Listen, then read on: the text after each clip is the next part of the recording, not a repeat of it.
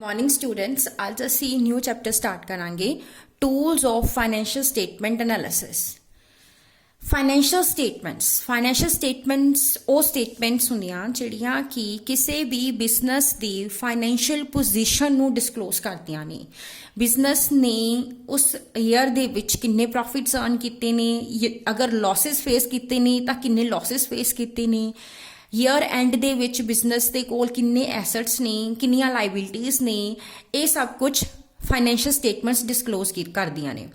ਸੋ financial statements ਬਹੁਤ ਹੀ important ਨੇ ਅਗਰ ਅਸੀਂ ਇਹਦੇ ਯੂਜ਼ਰਸ ਦੇ ਪੁਆਇੰਟ ਆਫ ਵਿਊ ਤੋਂ ਦੇਖੀਏ, ਜਿਵੇਂ ਕਿ ਇਨਵੈਸਟਰਸ ਨੇ, ਸ਼ੇਅਰ ਹੋਲਡਰਸ ਨੇ, ਕ੍ਰੈਡੀਟਰਸ ਨੇ, ਗਵਰਨਮੈਂਟ ਆ, ਇਹ ਸਾਰੇ ਹੀ ਫਾਈਨੈਂਸ਼ੀਅਲ ਸਟੇਟਮੈਂਟ ਦੇ ਯੂਜ਼ਰਸ ਨੇ ਜਿਹੜੇ ਕਿ ਫਾਈਨੈਂਸ਼ੀਅਲ ਸਟੇਟਮੈਂਟ ਐਨਾਲਿਸਿਸ ਕਰਕੇ ਹੀ ਬਹੁਤ ਸਾਰੇ ਡਿਸੀਜਨਸ ਲੈਂਦੇ ਨੇ ਉਸ ਐਨਾਲਿਸਿਸ ਦੇ ਬੇਸ ਤੇ।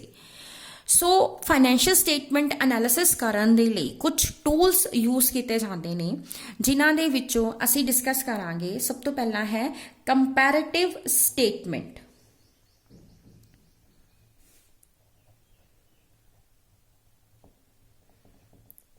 सेकेंड है कॉमन साइज स्टेटमेंट।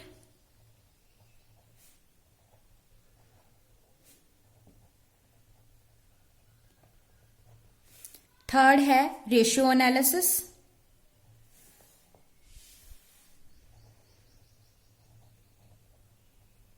ते फोर्थ है cash flow statements.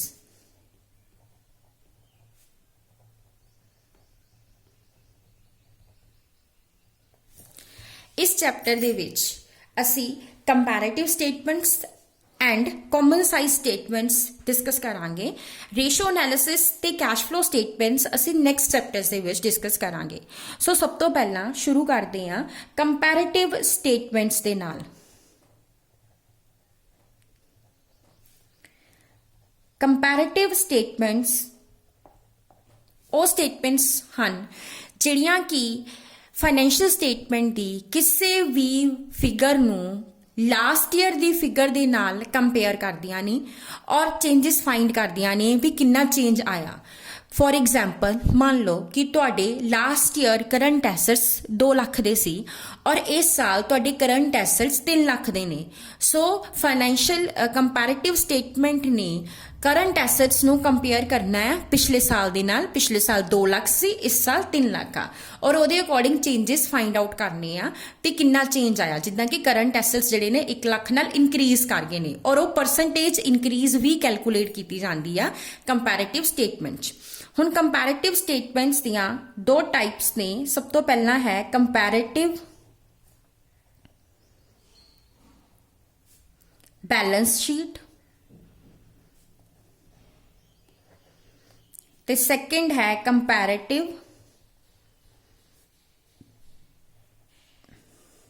Income statement. ਦੋ ਹੀ ਤਰ੍ਹਾਂ ਦੀਆਂ ਫਾਈਨੈਂਸ਼ੀਅਲ ਸਟੇਟਮੈਂਟਸ ਤਿਆਰ ਕੀਤੀਆਂ ਜਾਂਦੀਆਂ ਆ, ਬੈਲੈਂਸ ਸ਼ੀਟ ਤੇ ਇਨਕਮ ਸਟੇਟਮੈਂਟ। ਸੋ ਅਸੀਂ ਦੋ ਤਰ੍ਹਾਂ ਦੀਆਂ ਕੰਪੈरेटिव ਸਟੇਟਮੈਂਟਸ ਵੀ ਬਣਾਵਾਂਗੇ, comparative balance sheet and comparative income statement.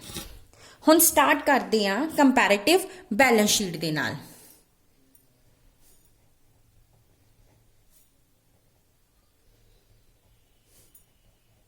पिछले चैप्टर दे विच मैं तुहानूं बैलेंस शीट बनाउणी दसी सी कि बैलेंस शीट किवें तैयार कीती जांदी आ। सो वो तुहाडे इस चैप्टर दे विच भी काम आएगी। इस चैप्टर दे विच जिहड़ा कंपैरेटिव बैलेंस शीट असीं बनाउणी है, उहदा जो फॉर्मैट है उहदे विच सब तो पहलां पर्टिकुलर्स आउणगे, उस तो बाद तुसीं प्रीवियस ईयर दी फिगर्स लैणियां ने, उस तो बाद तुसी करंट ईयर दियां फिगर्स लैणियां ने,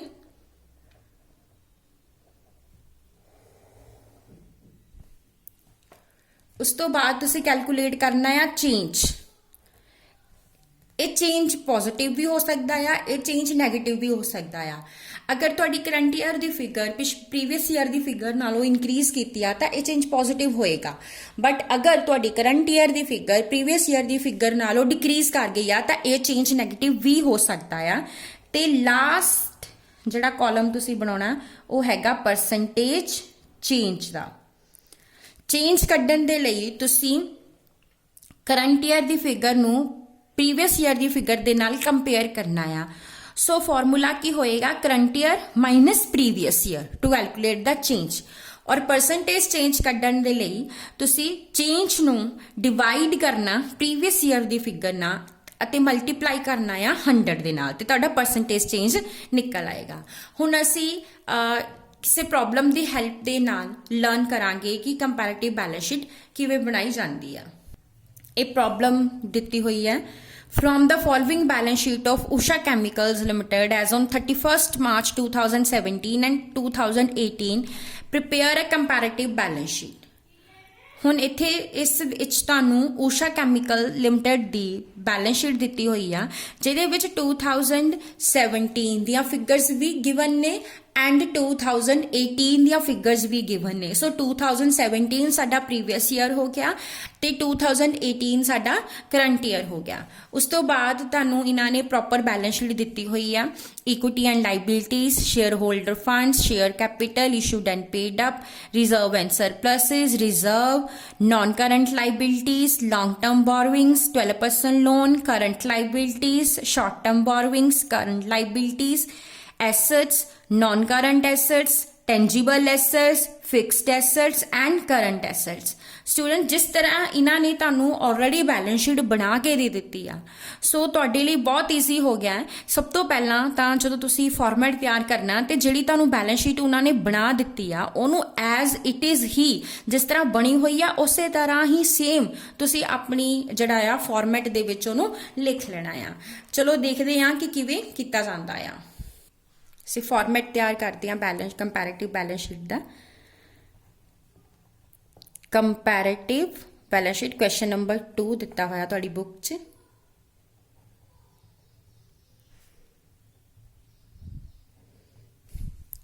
ਮੈਂ ਆਲਰੇਡੀ ਦੱਸਿਆ ਤੁਹਾਨੂੰ, ਸਭ ਤੋਂ ਪਹਿਲਾਂ ਪਾਰਟਿਕੂਲਰਸ ਦਾ ਕਾਲਮ ਹੋਏਗਾ,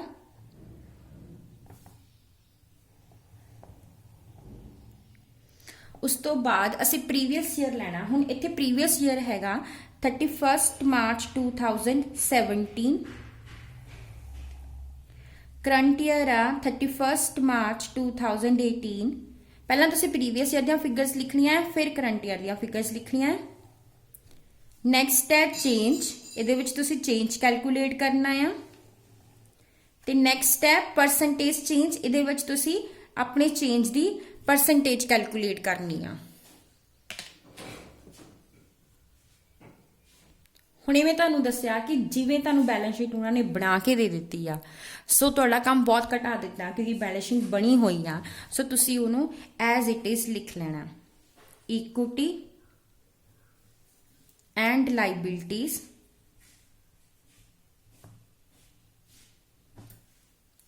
ਸਭ ਤੋਂ ਪਹਿਲਾਂ ਦਿੱਤੇ ਹੋਏ ਨੇ share holders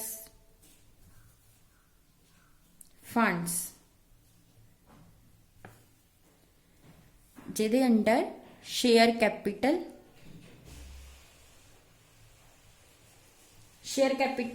issued and paid up। 2017 share capital 5 lakh ਆ ਤੇ 2018 ਸ਼ੇਅਰ ਕੈਪੀਟਲ 10 ਲੱਖ ਆ। ਸਭ ਤੋਂ ਪਹਿਲਾਂ ਅਸੀਂ ਬੈਲੈਂਸ ਸ਼ੀਟ ਬਣਾ ਲਾਂਗੇ ਉਦਾਂ ਹੀ। ਉਸ ਤੋਂ ਬਾਅਦ reserve and surplus, reserve and surplus reserves given ਨੇ 2017 ਚ 3 ਲੱਖ ਤੇ 18 ਚ 2 ਲੱਖ। ਨੈਕਸਟ ਹੈ non current liabilities,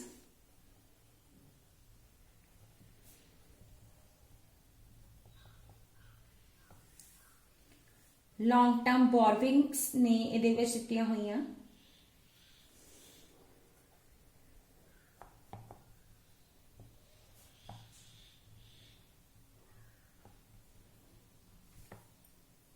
12% loan।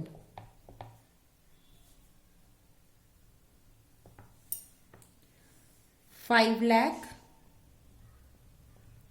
And 8 lakh. Next है current liabilities,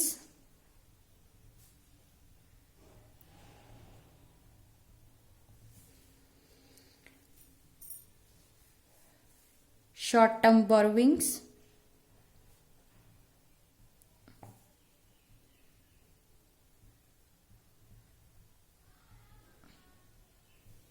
current liabilities given ने 2 लाख एंड 4 लाख। हम टोटल कर देंगे 15 lakh,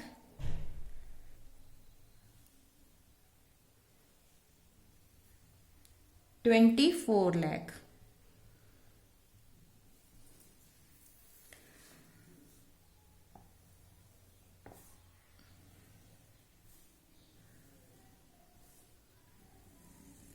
next assets, non current assets,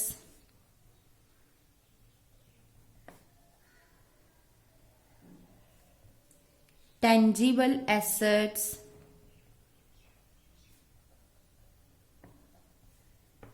fixed.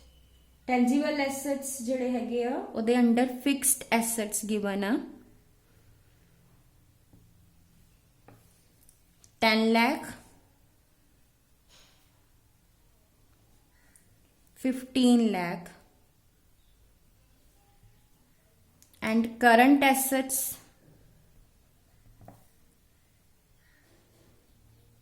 given ने 5 lakh, 9 lakh. So total 15 lakh, 24 lakh. ਹੁਣ बैलेंस शीट तुसी बना ਲਈ जिद्दां कि बुक च दित्ती सी एज इट इज कर लिया. ਹੁਣ तुसी नैक्सट कैलकुलेट करना चेंज किद्दां कड्ढना है 2018 दियां फिगर्स चो 17 दियां माइनस करके 10 lakh minus 5 lakh 5 lakh 2 lakh minus 3 lakh 1 lakh negative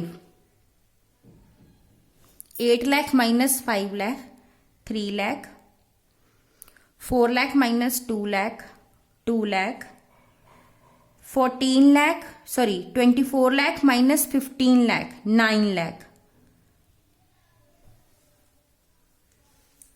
When you will total it will also 9 lakh. 5 plus 3 8 plus 2 10 minus 1 9 lakh. Here 10 lakh to 15 lakh 5 lakh and 9 lakh to 5 lakh 4 lakh. So it is also 9 lakh. Now ਹੁਣ ਅਸੀਂ ਕੀ ਕਰਨਾ percentage change ਕੱਢਣਾ ਕਿੱਦਾਂ ਕੱਢਣਾ ਚੀਜ਼ ਨੂੰ previous year ਦੀ figure ਨਾਲ ਡਿਵਾਈਡ ਕਰਨਾ ਤੇ 100 ਨਾਲ ਮਲਟੀਪਲਾਈ ਕਰਨਾ. ਸੋ ਜਿੱਦਾਂ ਕਿ ਪਹਿਲਾਂ ਹੋ ਗਿਆ 5 ਲੱਖ ਚੇਂਜ ਹੈ ਤੁਹਾਡਾ ਤੇ 2017 ਦੀ ਫਿਗਰ ਵੀ 5 ਲੱਖ ਆ ਮਲਟੀਪਲਾਈ ਬਾय 100. ਸੋ ਇਹ ਤੁਹਾਡਾ ਆ ਜਾਣਾ 100%. ਨੈਕਸਟ ਚੇਂਜ ਕਿੰਨਾ ਆ 1 ਲੱਖ प्रीवियस ईयर की फिगर कितनी आ 3 लाख मल्टीप्लाई 100 ये थोड़ा आ जाना 33.33%. नैक्सट है 3 लाख प्रीवियस ईयर की फिगर 17 वाली 5 लाख ये थोड़ा आ जाना 60%. Next 2 lakh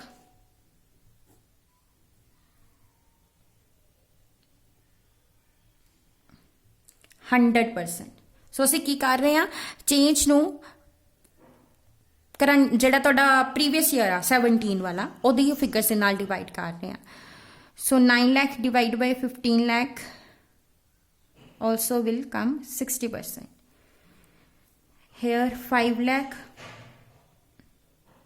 divide 10 lakh multiply by 100 50%.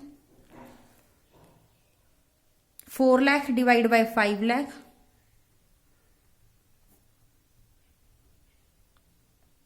multiply by 100 80%. सो इस तरीके नाल असी परसेंटेज चेंज कैलकुलेट कर लेनी है. ਸੋ ਸਟੂਡੈਂਟਸ ਆਈ ਹੋਪ ਕਿ ਤੁਹਾਨੂੰ ਬਹੁਤ ਈਜ਼ੀ ਲੱਗਿਆ ਹੋਊਗਾ ਕੰਪੈਰੀਟਿਵ ਬੈਲੈਂਸ ਸ਼ੀਟ ਬਣਾਉਣਾ ਅਤੇ ਈਜ਼ੀ ਵੀ ਆ। ਨੈਕਸਟ ਅਸੀਂ ਕੱਲ ਦੇ ਜਿਹੜਾ ਲੈਕਚਰ ਆ ਉਹਦੇ ਵਿੱਚ ਕਰਾਂਗੇ ਕੰਪੈਰੀਟਿਵ ਇਨਕਮ ਸਟੇਟਮੈਂਟ ਬਣਾਉਣੀ। Thank you.